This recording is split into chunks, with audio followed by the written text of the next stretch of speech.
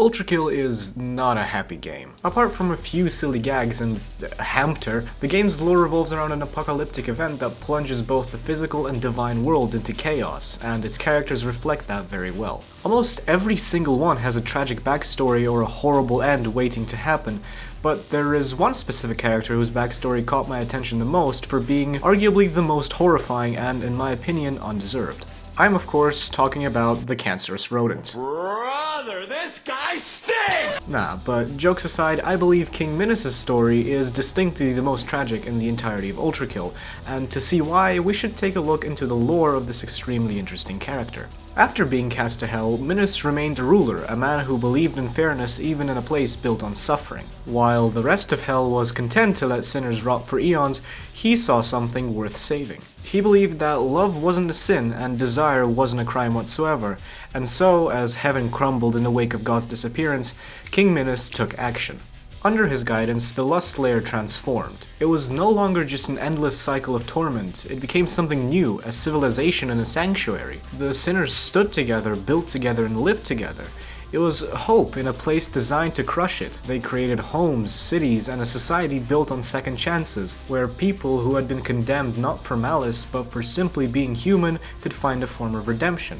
King Minos ruled not with fear, but with justice, believing that even in hell, order and morality could exist outside of blind punishment. But heaven doesn't tolerate defiance. The council saw Minos' work as heresy, a direct insult to the punishment God had set in stone. And so they sent Gabriel, not to talk, not to negotiate, but to kill. Minos, of course, didn't fight back, but tried to reason with the Archangel to make him see that there is another way. But Gabriel didn't listen, and with one strike he ended Minos' reign, reducing the just king to nothing more than a corpse. But even then, that wasn't enough. His will was still too strong to fade away, so heaven made sure he suffered. His soul was sealed in the flesh prison, helpless, while his body, his once great form, was reduced to a mindless husk, a grotesque puppet controlled by the very parasites he once commanded. His grand kingdom was being torn apart by his corpse, and his legacy buried underneath the centuries of ruin. The society he had built crumbled in his absence, as those who had once looked up to him for guidance were thrown into disarray. What has once been a lone beacon of hope in hell became a desolate, broken husk of its former self, just another casualty of heaven's relentless and unquestioning judgment. Still, Minos is tragic not just because he fell, but because he fell knowing he was right. He saw the flaws in the system, saw how hell punished people unfairly,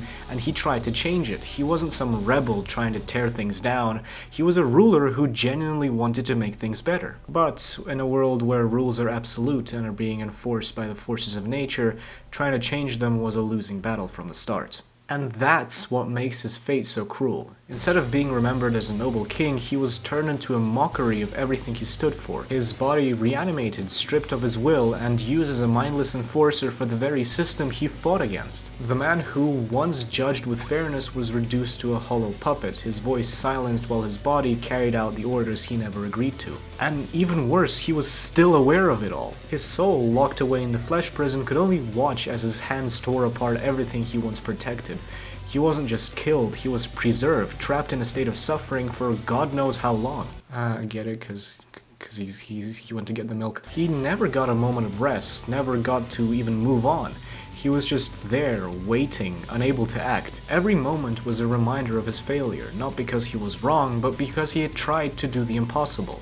And yet, through all of it, Minos never truly gave in. His soul remained intact and his will never fully broken. That's why, when he finally gets a chance to speak again, he doesn't waste it on anger or despair.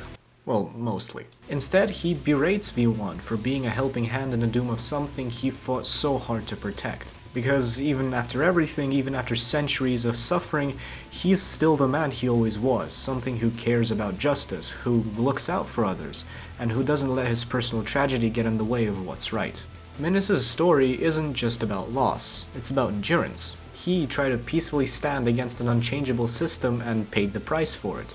But in the end, even hell couldn't erase him completely. His presence lingers, his influence remains, and his final moments prove that even after everything, Minos is still Minos. I think his story poses a much deeper question about the nature of justice in Ultrakill's world. Because even if the noblest of souls are condemned for daring to show any kind of mercy, what does that say about the forces that govern existence? It's a world where justice isn't measured by righteousness, but by obedience. Heaven does not punish evil, it just enforces an order.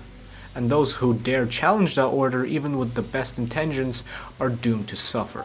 All in all, I think Minos is one of Ultrakill's most tragic figures, not just because of what happened to him, but because of why it happened. He wasn't some power-hungry tyrant or misguided fool, he was a ruler who genuinely wanted to make things better, and only to be crushed by a system that never gave him a chance.